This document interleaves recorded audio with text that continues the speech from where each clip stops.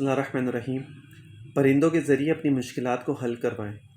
اب جب یہ کانٹینٹ کوئی دیکھے گا نا تو وہ کہے گا لو یہ ایک نئی چیز آ گئی سامنے۔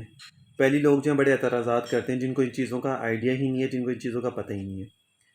یہ جو پرندے ہوتے ہیں ان کے لیے آپ اگر تھوڑا سا ان کو دانہ ڈال دیں یا چاول ڈال دیں یا جو بھی چیز اس طرح کی وہ جو کھاتے ہیں ان کو ڈال دیں اور ان سے کہیں میرے حق میں جو ہے دعا کرے تاکہ میری پریشانیاں دور ہو جائیں۔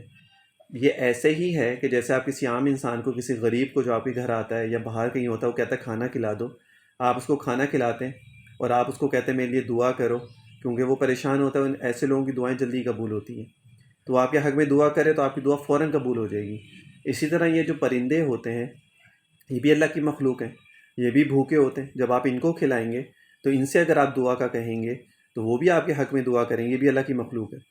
تو اس میں کوئی ایسی بات نہیں ہے کہ جس پہ انسان کہے کہ لو یہ کون سی سائنس مار دی، ایک نئی چیز ہی کوئی سامنے رکھ دی ہے۔